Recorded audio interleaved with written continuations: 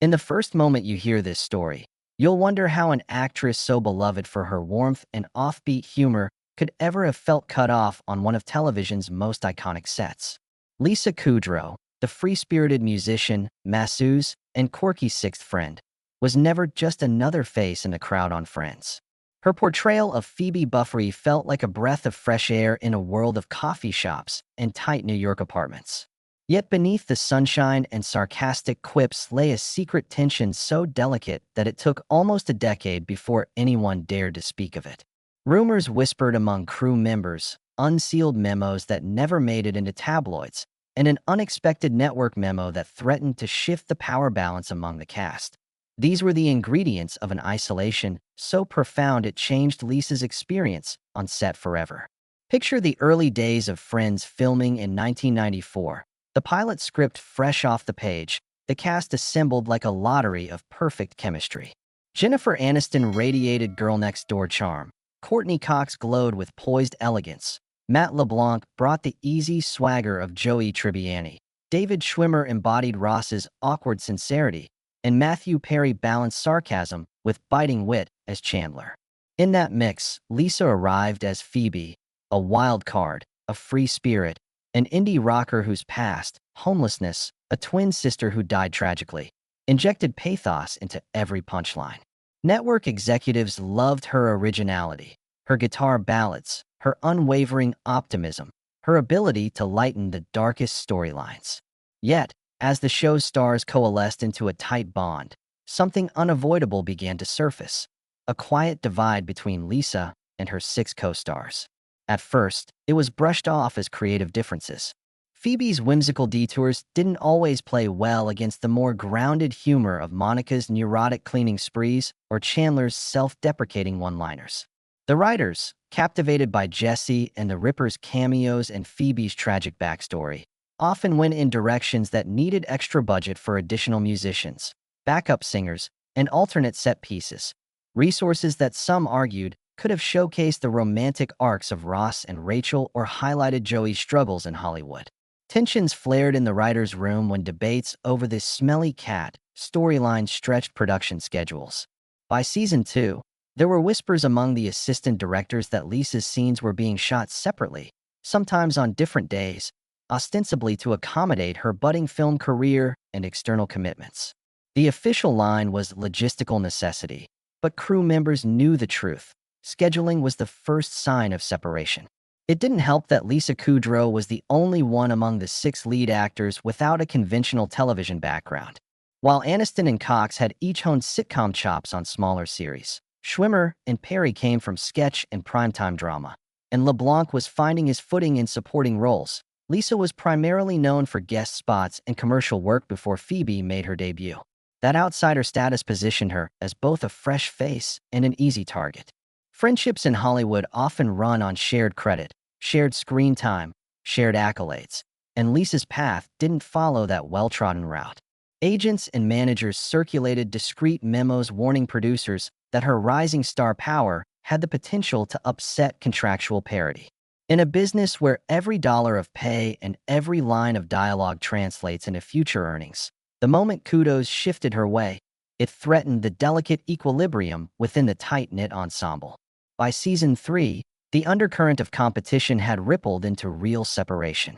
Lisa, navigating the demands of her performance schedule and the daunting task of balancing quirky episodes with intense character therapy sessions, was often answering to additional network notes that the others never saw. She received extra take notes from executive producers about fine-tuning her accent, about reining in her most experimental jokes, while the others got broader creative freedom. It drove a wedge. Lunch hours were spent at opposite ends of the Warner Brothers commissary, the laughter that once united them echoing across separate tables. The cast did their best to keep it civil. Public interviews emphasized their bond, their chosen family vibe. But behind closed trailers, Lisa began to feel like a guest star in what was marketed as an ensemble show. Amid this mounting isolation, a pivotal moment arrived during Season 4's Christmas episode. Phoebe's main storyline revolved around her estranged father's surprise visit, a personal triumph for Lisa, who had helped shape the emotional beats from her own childhood. Yet on the day of the live read, The producers unexpectedly split that arc into two half-hour shoots, assigning the second half exclusively to Olivia, a background extra who resembled young Phoebe. Crew whispers suggested Olivia had been brought in to test chemistry, or worse, to gauge whether the show could continue without Lisa's unique energy. When the network's brass canceled Lisa's immediate call time without explanation, reserving the office set for the substitute actress, it crystallized a painful reality. The six friends weren't always as united as the title claimed. Inside the makeup chair, while Jennifer and Courtney relaxed with cup after cup of coffee and Matt and David joked about their favorite magazines, Lisa sat in silence, covered in cold cream layers that reminded her of the barrier between Phoebe's free spirit and the show's rigid demands. The script supervisors counted her lines with a little too much scrutiny. The directors filmed her most vulnerable moments from awkward angles that required extra editing. Yet the cameras rolled, the laugh track blared, and millions at home cheered Phoebe's triumph when her father finally appeared. Viewers assumed it was organic, that the laughter and tears came from a place of genuine camaraderie. In truth, they came from survival, a performance of warmth delivered by an actress who was growing increasingly isolated from the very cast that relied on her unpredictability to ground the show's most outlandish jokes. Despite the mounting distance between her and the rest of the cast, Lisa Kudrow continued giving Phoebe Buffay the same exuberant spark that first charmed millions. She poured heart and soul into every smelly cat riff, every sudden guitar strum, and off-the-cuff confession about her twin sister. But behind the scenes, that vivacious energy began to feel like a double-edged sword. The very thing that endeared her to viewers became the reason she was gradually written out of group table reads and impromptu rehearsals. While Jennifer, Courtney, David, Matthew, and Matt clustered around Central Perk's orange sofa, Lisa found herself waiting in an adjacent soundstage, rehearsing solo takes under fluorescent lights. Production notes labeled these as efficiency adjustments, but Lisa suspected there was something more insidious shaping her call sheet separation. By season 5, rumors circulated that Lisa's rising profile and her subsequent Emmy wins had upset the handshake agreements that kept the cast's salaries relatively uniform. Executives fretted that Phoebe's unexpected credentials could renegotiate her from quirky sidekick to lead-level compensation, a move that might force the entire ensemble to demand raises beyond the show's budget. In private mediation rooms, lawyers raised eyebrows at clauses that granted Lisa additional creative control, final approval on scripts featuring her character, veto power over guest stars paired with Phoebe, and extra rehearsal days for her musical numbers. Suddenly, the show that championed 6 equals felt tilted toward an actress now armed with more backstage sway than some directors. The crunch came during season 6 taping of the Thanksgiving episode, the one with all the Thanksgivings.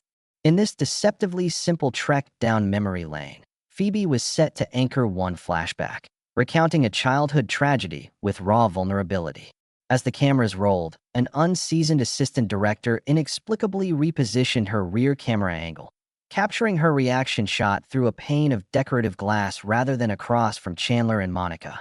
Lisa later learned that this decision came from network mandates to reshoot group scenes without her, to film plates of the other 5 friends interacting while she performed her monologue alone. The result was an editing puzzle. Her solo takes trimmed down to half their intended length, her emotional crescendo clipped to accommodate extra footage of the rest of the ensemble. On playback, Lisa watched Phoebe's tragic recounting shrink to a footnote, eclipsed by group banter and better close-ups of the other characters. In the green room catering tent, the effect hit home. Jennifer Aniston and Courtney Cox stood between trays of mini pastries, nodding sympathetically at Lisa's quiet frustration. David Schwimmer, with eyebrows knitted, muttered that he'd never seen her so subdued after a live take. Yet Matt LeBlanc, unfazed, shrugged and said, "Hey, Phoebe's our heart, but the show's about friendship. Sometimes that requires spotlight sharing." It wasn't malicious, but the remark tasted like cemented walls, an accidental reminder that Phoebe's unpredictable brightness could at times blind the ensemble dynamic. Lisa forced a laugh, but her mind drifted to the makeup mirror where she'd watched her own features diminish in the viewfinder. Off camera, Lisa tried to bridge the gap. She invited castmates to join her for acoustic jams during off hours, transforming her trailer into a makeshift rehearsal space. She even coached Matthew Perry through a tentative guitar riff, coaxing him to play Smelly Cat as a duet. For a moment, those harmonies hinted at a renewed camaraderie. But when an insider spread word that Lisa had claimed sole artistic credit for two new song parodies, the goodwill soured. Production flagged her for overstepping, citing confidentiality agreements that mandated shared authorship. Overnight, her invitations dwindled. The trailer door closed earlier, the laughter outside it muffled. Without realizing it, Lisa found herself in the very isolation she'd tried to dissolve, with her guitar as her only companion. The network delivered the final blow during contract renegotiations heading into season 7, while the other 5 engaged in protracted salary standoffs. Ultimately securing matching pay bumps, Lisa's team faced a stark choice: either relinquish her creative control clauses or risk a prolonged standoff that could delay production. Pressure mounted as tabloid whispers hinted that Phoebe might be recast if demands weren't tamed. At a tense meeting on the Warner Brothers lot, Lisa was told that the isolation wasn't personal, it was business. Contracts are numbers, one executive said.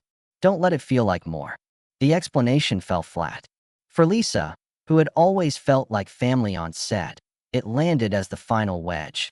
Her contributions quantified, compartmentalized, and contained. Yet even in this climate, Lisa refused to fade quietly into the periphery. In season 8, she fought to redeem Phoebe's narrative arc by insisting on deeper exploration of her backstory, negotiating a 2-part episode that delved into her mother's struggles and the grief that shaped her resilience. The result, the one with the birthing video and the one where Chandler takes a bath, became fan favorites and critical darlings, earning Lisa another Emmy nomination. Crew members later admitted they res-hot entire scenes over multiple nights, prioritizing Lisa's morale. For once, her call sheet featured page charges marked Lisa First Schedule, and she walked onto set to warm applause instead of stifled acknowledgement. It was a victory born of stubborn insistence. Isolation could be pushed back by sheer force of will. Still, the undercurrents of disconnection never fully receded. During season 9's Tables and Tuxedos finale, the showrunners trimmed Phoebe's wedding ceremony scenes from the original 3 minutes to under 1, subtly shifting focus toward Ross and Rachel's backstage hijinks. As she stood before the camera in a simple white dress, Lisa felt the familiar pang of watching her spark shrink. On set, co-stars like Matthew Perry offered quiet smiles of solidarity, but the laughter track never echoed her lines as robustly as it once had. The audience at home cheered, unaware that behind the glow of studio lights, Lisa Kudrow had spent years navigating a fine line between being indispensable and being kept at arm's length. By the time season 10 rolled around, the atmosphere on set felt as heavy as a New York winter. Friends had become a global institution. Syndication deals, merchandise, spin-offs. Yet Phoebe Buffay's bright spirit seemed to flicker under the weight of network demands.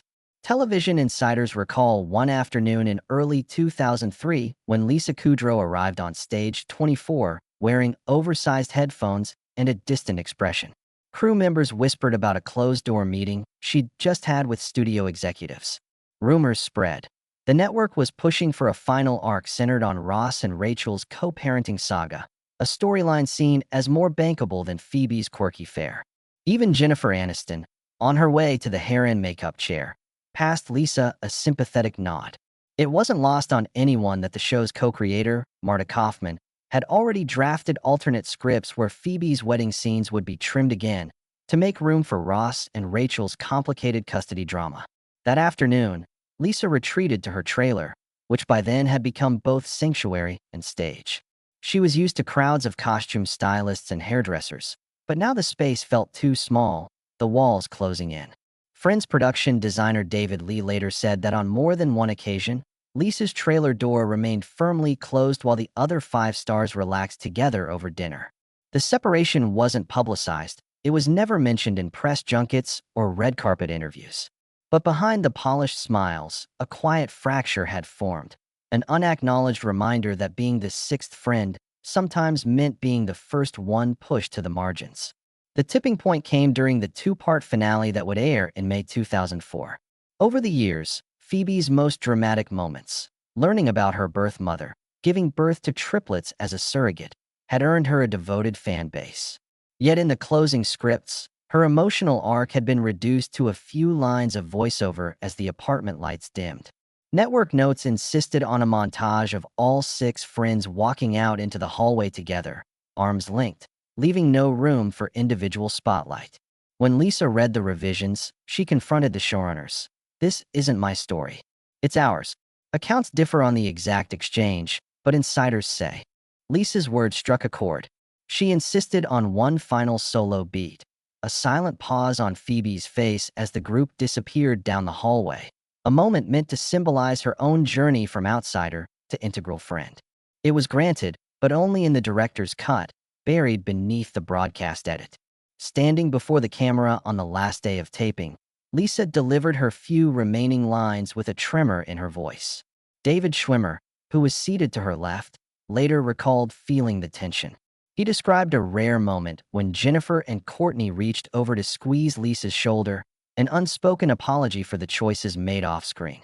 Matt LeBlanc broke character for a second, leaning over to say, "You're the heart of this place, you know?" Yet as the cameras rolled, Phoebe's laughter and tears echoed through an empty studio audience pit. Audience recordings captured only the broadcast version, where her silent beat was replaced by the group's final quip. At home, fans praised the scene's unity, unaware of the sacrifices made behind it. After the series finale aired, Lisa took an unprecedented step. She published an open letter on her personal website, thanking the cast and crew, but also hinting at the unseen challenges she'd faced. She wrote, "Phoebe taught me that we all have a voice worth hearing, even when it feels like the world is telling us to pipe down. I'll carry her songs in my heart and never let silence be the final note." The letter went viral before viral was a household term, sparking a wave of fan support. Message boards lit up with Free Phoebe campaigns, threads devoted to restoring her deleted moment in the hallway. Media outlets picked up the story, framing it as a gentle exposé of network politics clashing with artistic integrity. For the first time, Lisa's isolation became a public conversation. Though she never spoke of it in interviews, friends close to the cast say her decision to create Web Therapy, the Emmy-nominated online series where she played an eccentric therapist dispensing advice in 6-minute webisodes, was in part a reaction to her friend's experience. In a medium she controlled, she could write and perform without fear of having her scenes trimmed or her voice muffled. Web Therapy won her newfound autonomy, but also demonstrated that the very qualities that had isolated her on Friends, her unique comedic timing, her unpredictable instincts, could shine brightest when she charted her own course. By the time tribute specials and reunion talk surfaced, Lisa was no longer that free-spirited outsider. She was a seasoned creator who had transformed isolation into innovation. When the HBO Max reunion finally aired in 2021, the long-lost silent beat was restored as a special extra, a nod to Phoebe's solitary strength. As the cameras panned to Lisa's smile, viewers saw more than the quirky friend they'd loved. They saw a woman who had weathered subtle sabotage, contractual compromises, and the erasure of her character's voice, and emerged not just intact, but empowered in the years after Friends signed off, and its orange couch sank into TV legend. Lisa Kudrow faced a crossroads few stars ever reach. Accept the comfortable roles that Hollywood dangled her way, or forge a new path where no one could isolate her voice again. At first, offers rolled in for period pieces and romantic comedies, safe bets that banked on her Phoebe-friendly persona. But Lisa turned them down. She'd tasted what it meant to have her character's most powerful moments clipped or sidelined, and she refused to let someone else decide which parts of her talent could see the light of day. Her answer came in 2005, when she quietly launched The Comeback, a half-hour mockumentary series that followed an aging sitcom star trying to reclaim relevance. On paper, it was a risky pivot, a meta-comedy that simultaneously critiqued and celebrated TV culture. Executives weren't sure audiences would follow her into a narrative so self-referential. But Lisa knew that if she could just speak candidly about Hollywood's underbelly, its petty rivalries, its contract negotiations, its tendency to trivialize women over 40, she'd break the pattern of having her stories dictated by others. Production on The Comeback began under the radar, with minimal promotion and a shoestring budget compared to primetime dramas. Lisa co-wrote every script, drawing inspiration from her Friends-era isolation and from stories whispered in makeup chairs at Warner Brothers. She insisted on shooting single camera to heighten the sense of voyeurism. Viewers would feel like intruders on a star's unraveling life, watching her trailer door slam shut or overhearing her anxious phone calls. On set, she held weekly story circles, inviting writers, directors, and even key crew members to share how the industry had shaped their own experiences. That inclusivity became the antidote to the isolation she'd endured. Everyone working on the show carried a piece of its emotional core, and Lisa's leadership style made sure no one felt pinned into a corner. When the comeback premiered on HBO in 2005, critical response was polarized. Some called it ahead of its time, praising Kudrow's fearless dissection of celebrity culture. Others found its tone uneven, too close to real-life discomfort to be comfortable entertainment. Ratings were modest. After one season, HBO shelved the series, deeming it too niche to justify a renewal. To many, this looked like another example of Kudrow's work being undervalued. But it was a turning point. Her fans had glimpsed her true creative fire, and cult followings blossomed online as the comebackers exchanged behind-the-scenes anecdotes, scripts, and gifs of her tearful auditions. In 2014, nearly a decade later, HBO surprised everyone by reviving the show for a second season, proof that an idea with enough integrity and passion could find its audience, even if it took years.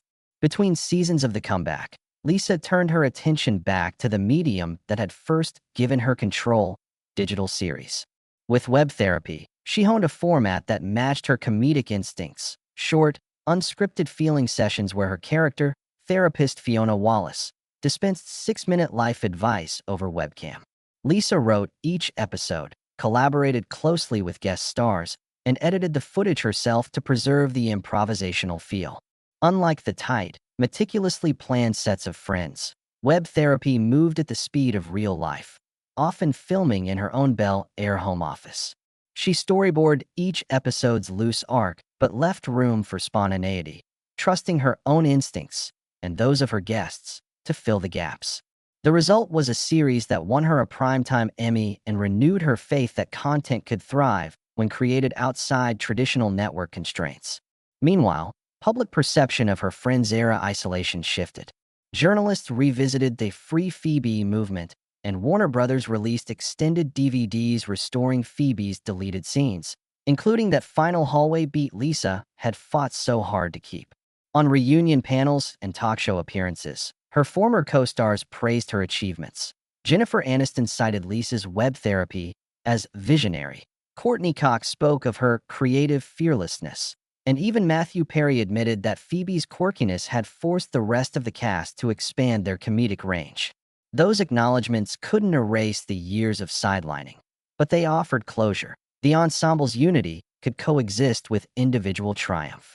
In 2021, when the HBO Max Friends reunion special finally filmed, Lisa arrived not as the isolated sixth friend, but as a creative equal. On the soundstage, she set up a small corner with guitar stands and lyric sheets, offering smelly cat sessions to anyone who stopped by. Crew members who had rapped Friends 2 decades earlier recognized her immediately. She had reclaimed control over how and when to share her art. That reunion quickly became the most watched streaming special of the year, and Lisa's impromptu musical intros to each cast member went viral, proof that audiences were as eager for her authentic voice as they had been for Phoebe's. By the time Lisa published her memoir in late 2022, titled Behind the Buffay, she'd completed the arc from isolated ensemble member to triumphant auteur. The book interwove anecdotes from Friends with behind-the-scenes diaries, legal memos about contract negotiations, and reflections on creating independent series. It debuted at #1 on bestseller lists and prompted talk show book tours, where she spoke openly about what it took to stand up for her voice when networks tried to drown it out. Fans cheered her candor, and rising actors studied her journey as a blueprint for maintaining creative agency. Today, Lisa Kudrow stands as more than Phoebe. She is a testament to the power of resilience and self-advocacy in an industry that too often sidelines those who dare to shine differently. From her early days as the quirky oddball on Friends, through the isolation of contract battles and truncated storylines, to her reinvention as a writer, producer, director in her own right, she transformed every obstacle into an opportunity. And though the set of Friends may still hold shadows of those years when she felt alone, the legacy she's built shines brighter. A reminder that isolation can be not a prison, but a crucible for creative rebirth. In the years since Behind the Buffay peeled back every layer of Lisa Kudrow's Friends-era isolation, she's quietly become one of Hollywood's most sought-after advisors. Studio chiefs now invite her to lead workshops on ensemble storytelling, ensuring every performer's voice cuts through the background chatter. Where executives once carved her characters' arcs into neat, marginal boxes, now she stands at podiums dictating the terms by which stories are shared. She has even helped draft the very contract clauses that guarantee equitable screen time and creative agency, ironically protecting others from the silencing she once endured. Meanwhile, the Free Phoebe fan movement refused to fade. Social media campaigns lobbied streaming platforms to restore every solo moment. Guitar interludes, tear-streaked monologues, off-camera banter. In 2024, Netflix announced a restored Friends edition featuring remastered Phoebe takes, director's commentary, and a full tribute to Smelly Cat. At a private screening, Lisa sat beside diehard fans, laughing at old jokes and wincing as muted moments finally roared back to life. The applause wasn't just for Phoebe's charm, but for Lisa's perseverance. It was proof that audiences crave the full, unedited truth rather than a tidy, truncated highlight reel. Inspired by that resurgence, Lisa stepped into academia. She accepted a guest professorship at UCLA's School of Theater, Film, and Television to teach creative ownership in ensemble work. Students flocked to her classes, eager for lessons from a performer who'd navigated contract standoffs and narrative erasure, yet emerged stronger. Her syllabus blended Friends-era case studies with interactive exercises on rewriting scenes to balance character arcs and crafting digital-first content that champions every voice. By semester's end, her pupils weren't just better writers and actors. They were emboldened negotiators, equipped to safeguard their own creative contributions. Off-campus, Lisa's advocacy grew into philanthropy. Partnering with Women in Film and SAG-AFTRA Next Gen, she co-founded grants and mentorship programs for emerging writers, directors, and producers. She personally reviewed dozens of pilot scripts each year, offering feedback on narrative structure, character depth, and even budgeting tips. Her Bel Air office, lined with Emmys and vintage Friends posters, boasts a corkboard bursting with thank you notes from the next generation of storytellers she helped launch. For Lisa, those gestures of gratitude became her new awards, tokens of connection far more valuable than any statuette. While championing others, Lisa rekindled her own creative flame on stage. In 2023, she debuted a one-woman play in San Diego titled, Is This Thing On?, a raw blend of memoir and satire. Drawing on her history as Phoebe, as Fiona, and as herself, she wove monologues about identity, isolation, and the razor's edge between being seen and being heard. Critics hailed it as a masterclass in vulnerability, noting her fearless ability to make an auditorium hold its breath. For the first time since Friends, Lisa embraced a live audience's unpredictability. No safety net, no do-overs, just her unguarded voice resonating off theater walls. Simultaneously, nostalgia-hungry platforms commissioned Friends spin-offs, but initially, every ensemble member except Phoebe. Lisa leveraged her influence to negotiate substantial cameo roles that felt like more than blink and you'll miss it appearances. In 2022's Central Perk, A Day in the Life, she recorded an hour-long edition exploring Phoebe's community work, music therapy for veterans, benefit concerts at retirement homes, and songwriting workshops for trauma survivors. Viewers cheered every chord and lyric, thrilled to see her character's depth finally celebrated rather than sidelined. Back on television, Lisa seized guest roles that subverted expectations. In a 2023 dark comedy about a washed-up talk show host, she played a once vibrant ensemble star turned cynical mentor, an unmistakable nod to her own journey. When the script referenced coffee shops and purple apartments, She delivered each line with knowing irony, turning potential fan service into incisive commentary on fame's fleeting nature. The episode trended nationally, reminding audiences that her comedic genius extends far beyond Central Perk's orange couch. Looking ahead, Lisa remains in perpetual motion. She's set to executive produce a limited series on Hollywood contract evolution, tracing how talent fought for pay parity and creative input, issues that nearly isolated her years ago. She's drafting a novel composed of letters exchanged between fictional ensemble cast members, exploring the fragile bonds forged behind studio soundstages. And in countless private conversations, she urges up-and-comers, speak your truth early and loudly. Silence is the easiest thing for others to trim away. As you reflect on Lisa Kudrow's transformation from isolated sixth friend to industry luminary, one truth stands out. Every scene clipped from her character's spotlight fueled a larger narrative of resilience and reinvention. What once threatened to mute her voice became the crucible in which she forged her artistry, her advocacy, and her legacy. In our final section, we'll hear directly from those she's empowered and uncover the lasting impact of a performer who refused to let silence be the final note. But it's time to pass the mic to voices whose creative paths Lisa's resilience helped illuminate. Director Ava Martinez remembers her first pitch meeting at Imagine Entertainment. Nervous and fresh out of film school, she expected formality and harsh critique. Instead, she found Lisa leaning back, listening intently as Ava stumbled through log lines. When Ava blanked on a character's motivation, Lisa didn't cut her off. She asked, "What if they loved something so much it became their shield?" That single prompt unlocked Ava's confidence and led to her award-winning web series, where characters grapple with loss by recording voicemail letters for their younger selves. Ava says, "Lisa's question taught me that vulnerability is the gateway to originality." Then there's screenwriter Marcus Lee, who won a grant under Lisa's mentorship program. Facing carve-outs in his early spec scripts, Marcus struggled with silence on screen. After receiving Lisa's constructive notes, he rewrote a pivotal scene with two soldiers confessing fears during a fog-shrouded dawn patrol. Producers called it haunting, and Marcus credits that breakthrough to Lisa's insistence that every voice, no matter how soft, deserves its moment to be heard. Actress Simone Patel recalls Lisa's advice before Simone's first award nomination. "Don't rehearse your tears," Lisa told her. "Rehearse the truth behind them." Simone channeled that wisdom into a silent monologue filmed in black and white, capturing grief without spectacle.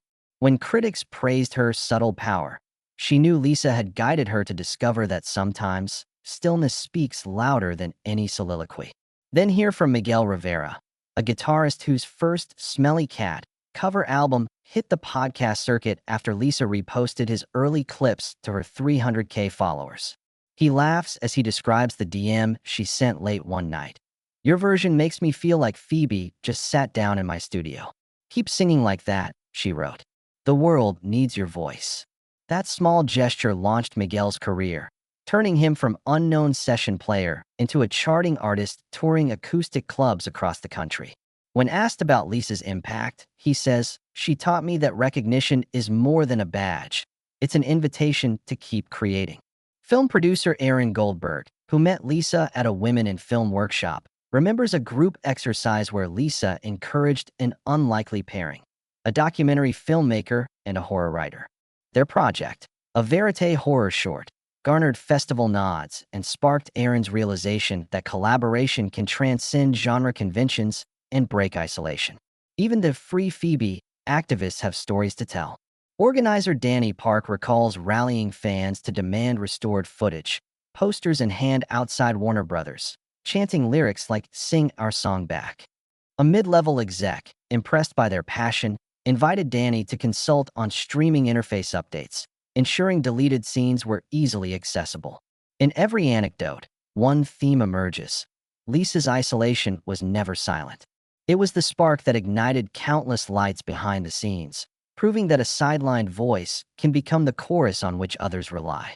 Her journey from Phoebe's solitude to industry matriarch reminds us all that empowerment isn't given. It's forged through empathy, advocacy, and unwavering belief. As we close this chapter, Consider your own silences. Those moments when you felt unheard, unseen, or boxed out by circumstances beyond your control. What would it take to speak your truth so loudly that no one could trim it away? Lisa Kudrow found her answer not on sound stages, but in the spaces behind them. In conversations in trailers, in studio lot benches, in late-night DM threads that no one but a 300K strong fan base might see. Now, as Lisa continues shaping the industry's next wave, her legacy grows through every script editor who learns to protect minor character arcs, every network that rethinks how it allocates airtime, and every audience member who demands the full story. In a world that often trims edges for brevity or marketability, her example stands as a testament to the power of insisting that every voice, no matter how quirky or unconventional, deserves its moment to shine. Here's the final insight. What once silenced her voice became the catalyst for an industry that celebrates every story. Let us all carry that lesson forward in our work and relationships. Resonates deeply.